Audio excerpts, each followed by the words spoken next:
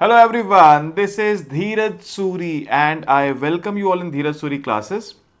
So today in this class we are continuing our discussion of the question paper Introductory Macroeconomics for BA Economics Honors Semester 2 Delhi University, and this is question paper of 2025. We are done with first question, so now I'm starting question number 2. 2, okay, 2 has 2A has part 1, part 2, then it has 2B. Okay, let us see. First 2A1. 2A1. In the classical theory, there are the factors that do not affect the level of output and employment.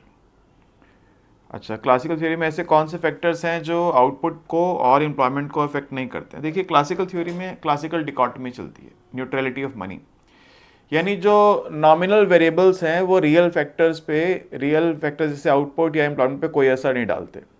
ना real way change होता है, ना output change होता है, real output, ना employment change होती है। किसके चेंज होने से? नॉमिनल वेरिएबल्स के चेंज होने से। ठीक है, लिख लीजिए इस बात को, लिखवा देता हूँ, लिख लीजिए,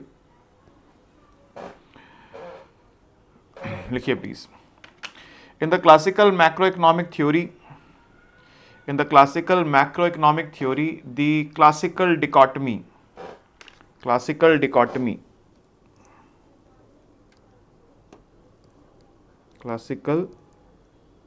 dichotomy or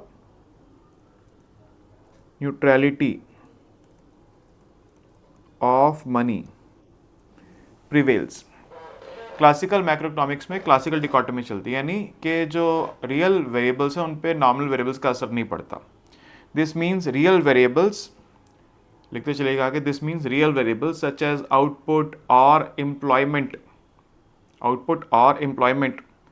are determined solely by real factors. सिर्फ रियल फैक्टर से उनका डिटर्मिनेशन होता है, नॉमिनल वेरिएबल से नहीं होता है। while nominal variables such as money, prices, nominal interest rate, they do not affect the real variables या real factors। ठीक है, रियल वेरिएबल्स पे कोई फर्क नहीं पड़ता नॉमिनल वेरिएबल्स का, राइट। द प्राइमरी फैक्टर्स, आगे लिखिएगा, the primary factors that do not affect the output और एम्प्लॉयमेंट आर, कौन कौन से? जैसे पहला है द मनी सप्लाई,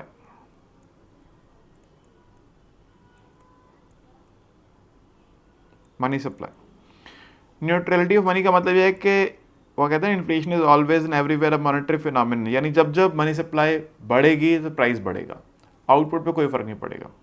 यानी अगर कोई चेंज हुआ है मनी सप्लाई में तो उसके कारण प्राइस में चेंज आएगा, जबकि आउटपुट एंड एम्प्लॉयमेंट में कोई चेंज नहीं आएगा। This is neutrality of money. ठीक है, लिख लीजिए इस बात को। if there is an increase in money supply, it will cause proportional increase in prices and nominal wages, while output and real output and employment will remain unaffected, उन पे कोई फर्क पड़ने वाला नहीं है। ठीक है, दूसरा है price level.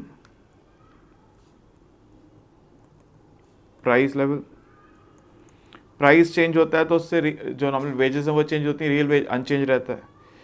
Any increase in price will result in equiproportional increase in nominal wages, thus real wages will remain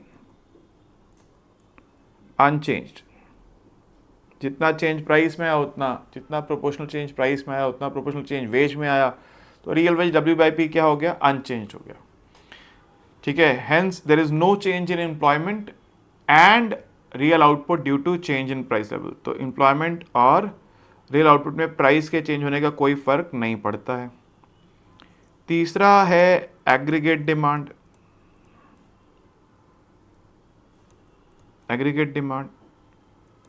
as per Say's law, supply creates its own demand. Supply demand पे प्रभाव डालती है, demand supply पे प्रभाव या effect नहीं डालती। Aggregate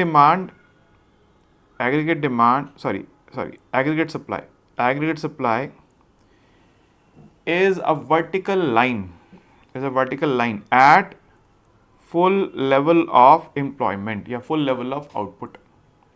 तो full level of employment पे aggregate supply क्या vertical line है। Any change in aggregate demand will only result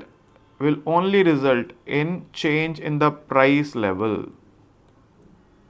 Any change in aggregate demand will only result change in price level।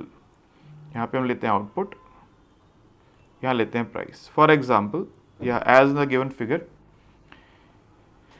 aggregate supply is a vertical line at Y star full employment level. When AD increases from AD to AD1, it only results in increase in price level from P to P1, while output and employment remain unchanged। Output पे कोई फर्क नहीं पड़ता, employment पे कोई फर्क नहीं पड़ता। ठीक है, क्लियर होगी बात। तो ये तो फर्स्ट पार्ट का आंसर कर लिया हमने जी, फर्स्ट पार्ट में जो बोल रहा था। अब सेकंड में कह रहा है suppose that in an economy C is equal to 100 plus 0.8 YD, I है 70, G है 200, TR है 150, स्मॉल t है टैक्स रेट। देखो एक बात समझिएगा, जब कैपिटल टी देता है तो वो टैक्सेस की बात करता है, वो आपके पास जो होते हैं लमसम टैक्सेस होते हैं, और अगर स्मॉल टी देता है वो टैक्स रेट होता है। तो यहाँ पे टैक्सेस होते हैं क्या, T इंटू वाई। ये ध्यान रखिएगा इस बात को, मैंने क्लास में पढ़ाया आपको, फिर भी एग्जाम में क्वेश्चन है, ध्यान से इसको फोकस कीजिएगा इसके ऊपर। तो इसमें आपसे पूछ रहा है, 3 पार्ट है ABC। Calculate equilibrium level of income and multiplier in this model. Calculate the budget surplus. What will be the new equilibrium level of income and new multiplier if T increases to 0.25। ठीक है जी, हमारे पास यहाँ पे consumption है 100 plus 0.8 YD। मेरे पास यहाँ पे, अब मैं इसका सेकंड पार्ट कर रहा हूँ, कंजम्पशन है 100 प्लस 0.8 YD। ठीक है, और कंजम्पशन होता है 100 प्लस 0.8 YD क्या होता है, Y minus taxes plus transfers, यानी 100 प्लस 0.8, टैक्सेस कितने मैंने बताया 0.2 Y, ध्यान है ना आपको, 0.2 Y प्लस यहाँ पे ट्रांसफर इनकम कितनी आ रही है जी, इसको देखना पड़ेगा कितनी है ट्रांसफर इनकम। 150 की ट्रांसफर इनकम है, 150 रुपीज़ की ट्रांसफर इनकम है मेरे पास, तो यहाँ पे हम ले लेते हैं 150, यानी हो गया क्या, C is equal to 100 plus 0.8, ये Y माइनस 0.2 Y हो गया 0.8 Y प्लस 150, यानी C is equal to 100, 0.8 into 0.8 0.64 Y plus 15 से 120 होता है, तो 120 आ गया। तो C is equal to 220 plus 0.64 Y। तो ये मेरे पास कंजम्पशन की वैल्यू आ गई, राइट। अब कैसे निकालते हैं इक्विलिब्रियम इनकम, हम पहले एग्रीगेट एक्सपेंडिचर निकाल लेते हैं, वो होता है C plus I plus G। For equilibrium income क्या करते हैं, for equilibrium income put Y is equal to C plus I plus G, यानी Y is equal to C कितना है 220 प्लस 0.64 Y प्लस I 70 का है, और G मैं भूल गया हूँ, वापस क्वेश्चन पे चलते हैं। G है 200 का, ठीक है जी। तो ये 0.64 Y को हम इधर ले जाके माइनस करेंगे, तो ये रह जाएगा 0.36 Y, और ये हो जाएगा कितना 420 490, तो Y हो गया 490 अपॉन 0.36। ये कैलकुलेटर पे करना पड़ेगा सर, नहीं तो हो जाएगी गड़बड़। गड़बड़ से बचना है तो यूज़ कैलकुलेटर। 490 डिवाइड बाय 0.36 यार है 1361.11, 1361.11, तो उसने पहले पूछा था कि आप बताइए इक्विलिब्रियम इनकम क्या होगी, बता दिया। कुछ और भी पूछ रहा है क्या वहाँ पे? और मल्टीप्लायर पूछ रहा है, अच्छा जी। अब देखिए मल्टीप्लायर क्या होता है। Multiplier alpha is equal to 1/1 minus M P C into 1 minus tax rate. M P C क्या कितना है यहाँ पे?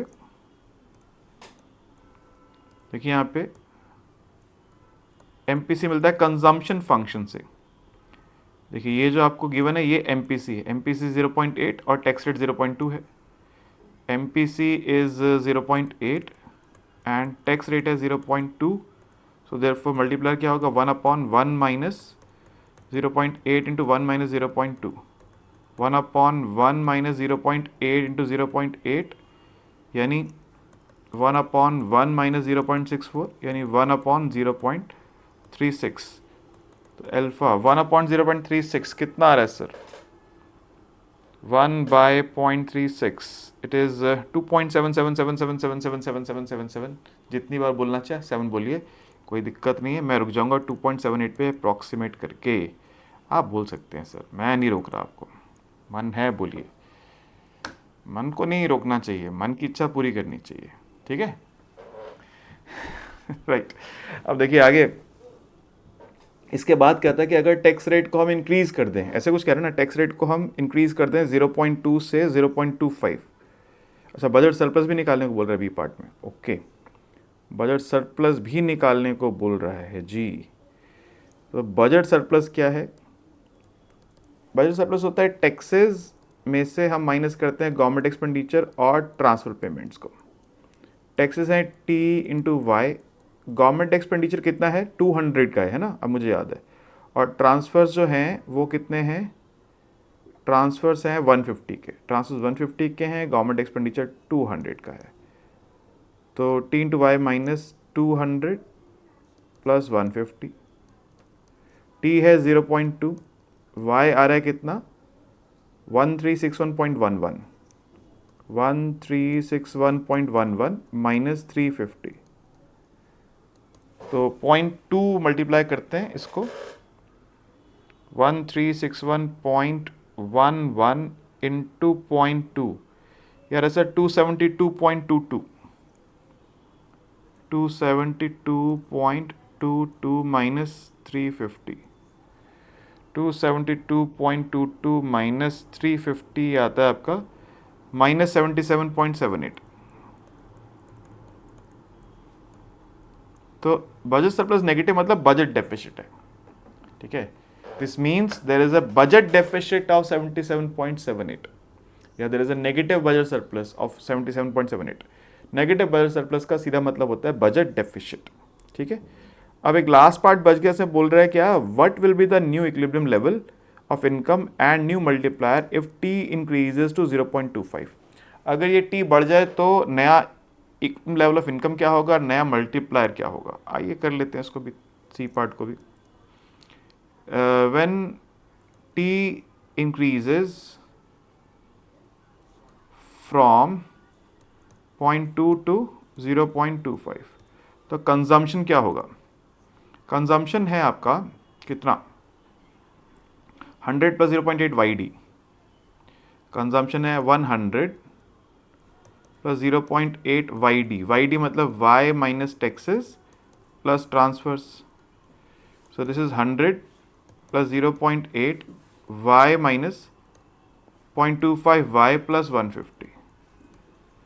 सो this is 100 plus 0.8 into 0.75 y plus 150।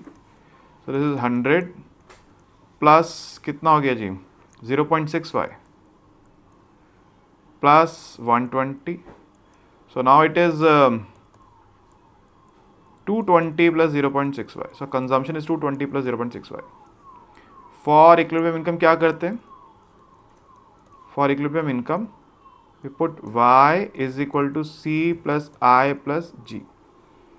so y is c is 220 plus 0.6 y, I है 70 और g है 200।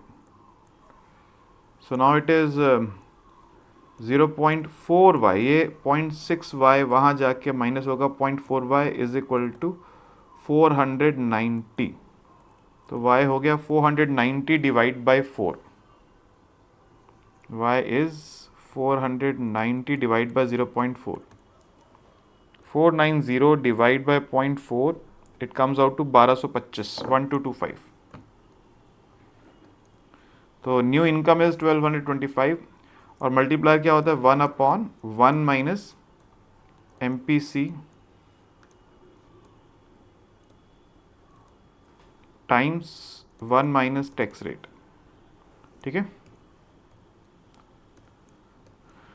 सो इसका मतलब alpha is equal to 1/1 minus 0.8 times 1 minus 0.25, क्योंकि टैक्स रेट 0.25 हो गया, तो it is 1/1 minus 0.8 into 0.75। so this is 1/1 minus 0.6, so 1/0.4, ये है 10/4 यानी कि 2.5, तो अल्फा इज 2.5। तो टैक्स रेट का बढ़ने का फ़र्क क्या पड़ा, देखो टैक्स रेट बढ़ने से एक तो हमारी इनकम जो थी वो कम हो गई। इनकम पहले थी कितनी 1361.11, अब वो रिड्यूस होके हो गई कितनी, वो रिड्यूस होके हो गई 1225।